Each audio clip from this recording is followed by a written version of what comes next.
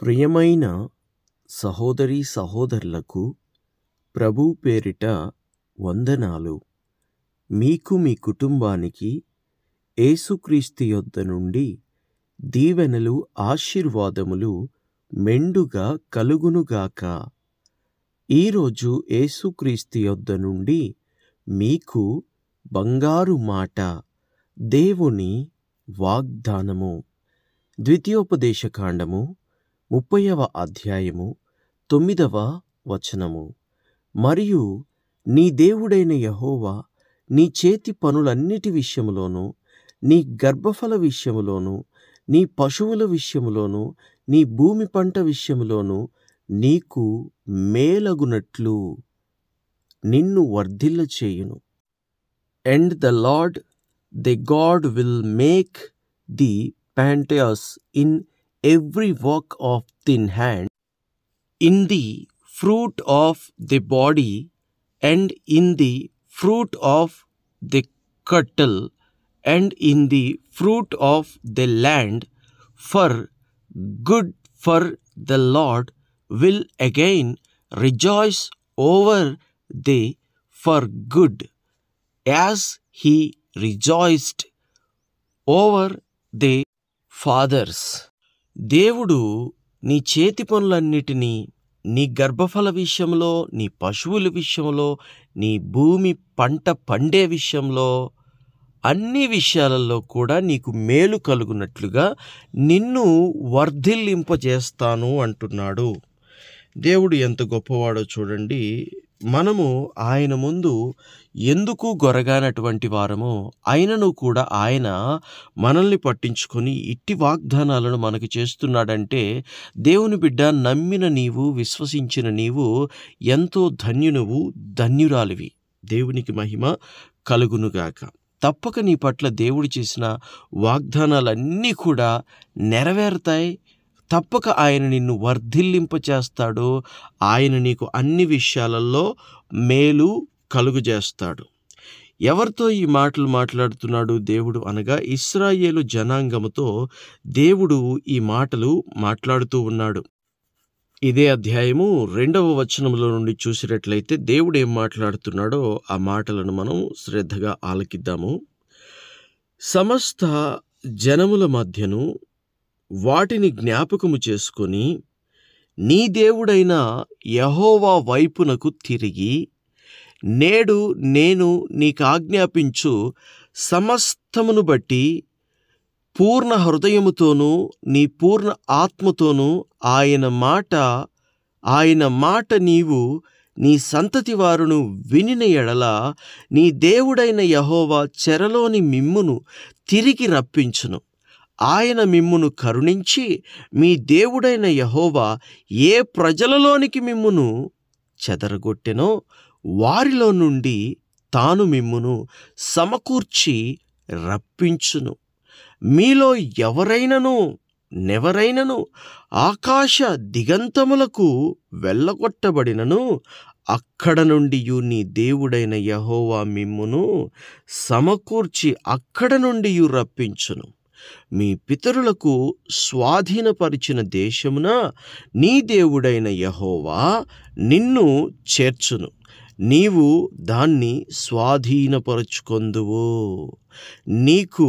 ఆయన నీకు మేలు చేసి నీ పితరుల కంటే నిన్ను విస్తరింపజేయును. మరియు నీవు బ్రతుకుటకై నీ పూర్ణ హృదయముతోను నీ పూర్ణ ఆత్మతోను నీ దేవుడైన యెహోవాను ప్రేమించునట్లు, నీ దేవుడైన యెహోవా తనకు లోబడుటకు నీ హృదయమునకు, నీ సంతతి వారి హృదయమునకును సున్నతి చేయును. అప్పుడు నిన్ను హింసించిన నీ శత్రువుల మీదికిని, నిన్ను ద్వేషించిన వారి మీదికిని నీ దేవుడైన యెహోవా ఆ సమస్త శాపములను తెప్పించును. నీవు తిరిగి వచ్చి నా మాట విని, నేను నేడు నీకాజ్ఞాపించుచున్న ఆయన ఆజ్ఞలన్నిటినీ గైకొనుచుందువు. నీ దేవుడైన యెహోవా నీ చేతి పనులన్నిటి విషయంలోనూ, నీ గర్భఫల విషయంలోనూ, నీ పశువుల విషయంలోనూ, నీ భూమి పంట విషయంలోనూ నీకు మేలగునట్లు నిన్ను వర్ధిల్లజేయును.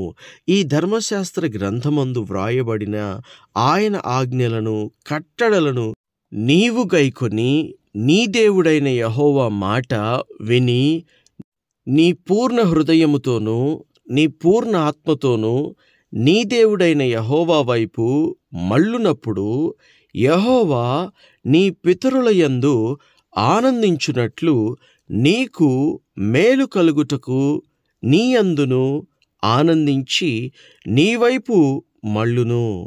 దేవునికి మహిమ కలుగునుగాక. ఇక్కడ దేవుడు మొత్తానికి చెప్పుచూ ఉన్న విషయం ఏమిటంటే, మీరు ఒకవేళ దేవునికి విరోధముగా ఏదైనా పాపము చేసి దేవునికి నచ్చని విధంగా జీవించినట్లయితే ఆయన మిమ్మును చెదరగొడతాడు. అయితే చెదరగొట్టిన దేవుడు కఠినుడు కాదు, కఠినాత్ముడు కానే కాదు, ఆయన దయగల్లవాడు గనుక మీరు మీ తప్పును తెలుసుకొని ఆయన వైపుకు తిరిగి ఆయనను వేడుకుంటే, ఆయన ధర్మశాస్త్రాన్ని మీరు గ్రహిస్తే, ఆయన మాట మీరు శ్రద్ధగా వింటే దేవుడు ఏం చేస్తాడంటే మిమ్మల్ని జ్ఞాపకం చేసుకొని ఏ ప్రజలలో నుండి మరి మీరు చెదరగొట్టబడి ఏ ప్రజలలో ఉన్నారో, మీరు ఎక్కడ ఉన్నారో అక్కడ మీ దేవుడు మిమ్మల్ని జ్ఞాపకం చేసుకొని అక్కడ మిమ్మల్ని ఆశీర్వదిస్తాడు. అంతేకాకుండా తిరిగి మిమ్ములను చెదరగొట్టబడిన వారందరినీ కూడా సమకూరుస్తాడు. సమకూర్చిన తరువాత మీరు మీ చేతులతో ఏ పని చేసినా సరే, మీరు చేయుచున్న పనులను నేను ఆశీర్వదిస్తాను. మీరు ఎక్కడ పంట వేసినా సరే అక్కడ పంటను నేను ఫలింపజేస్తాను. ఒక విషయం కాదు, రెండు విషయాలు కాదు, అన్ని విషయాలలో మీ ప్రతి ఆలోచనను కూడా నేను సఫలపరుస్తాను. నేనే మిమ్మల్ని అభివృద్ధి చేసి ఆశీర్వదించి మీ పితరుల కంటే మిమ్మల్ని అత్యధికముగా ఆశీర్వదిస్తాను, దీవిస్తాను అని దేవుడు ఇశ్రాయేలు ప్రజలతో మాట్లాడుతూ ఉన్నాడు. ఇది వాగ్దానం, ఇది వాగ్దానపు మాట. తప్పిపోయినా సరే నేను మిమ్మల్ని జ్ఞాపకం చేసుకుంటాను అంటున్నాడు. జ్ఞాపకం చేసుకోవాలంటే మరి మనం ఏం చేయాలి? జ్ఞాపకము చేసుకోవాలంటే ఆనాటి ఇశ్రాయేలు ప్రజలైనా ఈనాటి మనమైనా కూడా దేవుడు మనల్ని జ్ఞాపకం చేసుకోవాలంటే మనం ఏం చేయాలంటే దేవుని వైపుకు మళ్ళాలి, దేవుని వైపుకు తిరగాలి. దేవుని వైపుకు తిరిగి దేవుని వైపుకు మళ్ళీ దేవుని మాట విని ఆయనకు లోబడితే, ఆయన మాటను మనం శ్రద్ధగా వింటే ఆయన ఏదైతే వాగ్దానం చేస్తున్నాడో అదంతా కూడా మన మీద నెరవేరుస్తాడు. ఇది మనకి అని తీసుకుంటే మనకి, లేదు ఆనాటి ఇశ్రాయేలు ప్రజలకే అని కానీ మనం తీసుకుంటే ఓకే, అదైనా సరే చరిత్రను నువ్వు తెలుసుకుంటూ ఉన్నావు. ఆనాడు ఇశ్రాయేలు ప్రజలతో దేవుడు చేసిన వాగ్దానము ఇదే, నా వైపుకు తిరిగితే నేను మిమ్మల్ని జ్ఞాపకము చేసుకొని నీ చేతి పనులు అన్నిటి విషయంలోనూ, నీ గర్భఫల విషయంలోనూ, నీ పశువుల విషయంలోనూ, నీ భూమి పంట విషయంలోనూ నీకు మేలు కలుగజేయునట్లుగా నిన్ను వర్ధిల్లింపచేయుదును. దేవునికి మహిమ కలుగునుగాక. దేవుని బిడ్డ, దేవునికి ఎంతకాలం దూరంగా ఉంటావు నువ్వు? దేవునికి ఎంతకాలం నువ్వు అవిధేయునిగా ఉంటావు? విధేయత ఎప్పుడు చూపిస్తావు?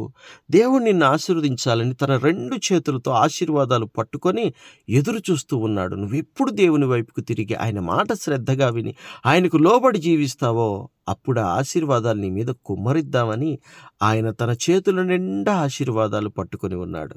కానీ మీలో చాలామంది దేవునికి లోబడనొల్లని వారిగా ఉంటున్నారు, దేవుని మాట వినని వారిగా ఉంటున్నారు, దేవుని చిత్తానికి వ్యతిరేకంగా ఉంటున్నారు. దేవుని బిడ్డలారా, ఎంతకాలం దూరంగా ఉంటారు?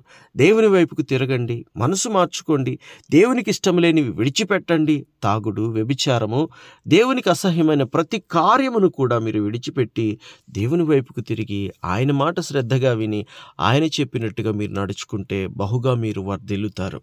మీరు వర్ధిల్లానని నేను ఆశపడుతున్నాను, మీరు వర్ధిల్లానని దేవుడు కూడా ఆశపడుతున్నాడు. వర్ధిల్లాలి అని ఆశపడే వాళ్ళు మీరు కూడా అయినట్లయితే నాతో పాటు ఈ ప్రార్థనలో ఏకీభవిస్తారా? ప్రార్థన. తండ్రి, మీకు వందనాలు దేవా, స్తోత్రాలు. అయ్యా, ఇదిగో నీ వైపు తిరిగితే చేతి పనులన్నిటిలో ఆశీర్వాదం అంటున్నావు, గర్భఫల విషయంలో ఆశీర్వాదం అంటున్నావు, పశువుల విషయంలో ఆశీర్వాదం అంటున్నావు, పంటల విషయంలో, భూమి పంటల విషయంలో ఆశీర్వాదం అంటున్నావు తండ్రి. అలాగే వర్ధిల్ల చేస్తాను, మేలు కలుగ చేస్తాను అంటున్నావు తండ్రి. నీకు స్తోత్రాలు అయ్యా. ఈ వాక్యం వింటున్న ప్రతి బిడ్డను కూడా మీరు జ్ఞాపకం చేసుకోండి, వర్ధిల్లింప చేయండి, మేలు కలుగు చేయండి తండ్రి. ప్రతి బిడ్డని, ప్రతి కుటుంబాన్ని నీ కృపలో జ్ఞాపకం చేసుకొని తప్పక ప్రతి ఒక్కరిని వర్ధిల్లింపచేసి నీ వాగ్దానం వారి పట్ల నెరవేర్చమని మా తండ్రి, మా రక్షకుడు, మా ప్రభువు, జీవము కలిగిన దేవుడు, త్వరలో రానయ్యున్న నజరేయుడైన యేసుక్రీస్తు శ్రేష్టమైన నామములో ప్రార్థించుచున్నాము తండ్రి. Amen, amen, amen.